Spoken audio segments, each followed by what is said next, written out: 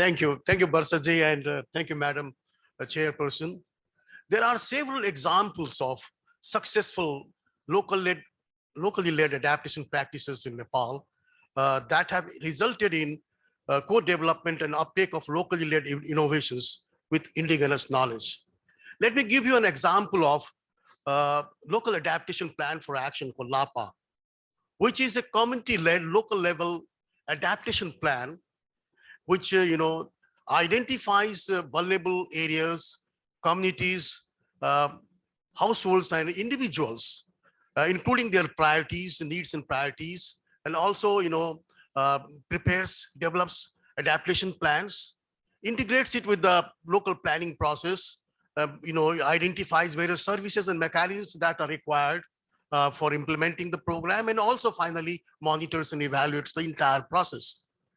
Now, this is something very important, and one of the very important element of this planning process is formation of a committee, which is chaired by the the mayor or the chairperson of the municipality or municipalities, and it has various stakeholders into it, including women, disadvantaged people, and indigenous people, actually, individuals, communities, they represent there. And during the formulation process itself, the indigenous knowledge and the traditional practices which have been inherited by these indigenous people for generations, they are incorporated, very well documented and incorporated in the whole planning process. And this way, in this way, the capacity building is there, and the adaptation enhancement is taking place. Let me give you a very concrete example of in Nepal.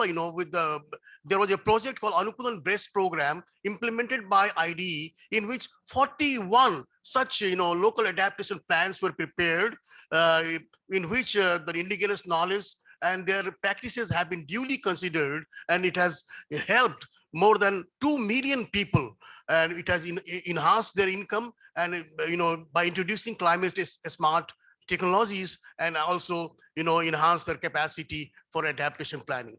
Thank you. The local adaptation practices developed with local communities are primarily based on their real needs and priorities. And in remote areas in Nepal, the biggest challenge is how these practices will benefit the women who are the hard-hit victim of climate change. For example, fetching water for domestic purpose comes under one of the major responsibilities of women in the hills and mountains of Nepal. Now, with the climate change, the water sources are drying, and the ladies, the women, they have to walk for hours and hours to fetch water. And on top of that is the back-breaking job and the tragedy of carrying water from source to the house. Now, this is really a very big problem that is posed by the climate change. And now there are systems which is helping them, to address these challenges. The multiple use water systems, which taps water from a distant place, brings it in the neighborhood, and then water is delivered through individual or common taps to their doorsteps.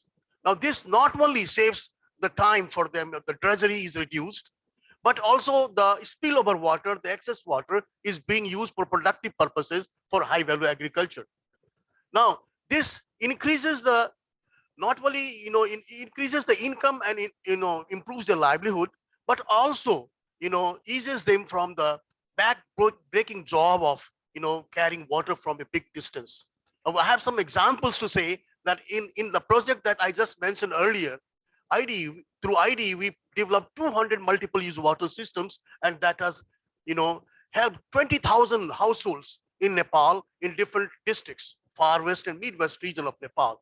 And this has tremendously helped women from the back-breaking job of bringing water from a long distance. That has given them time for childcare and also for other social activities. And I think this is a very good achievement in my opinion. Thank you.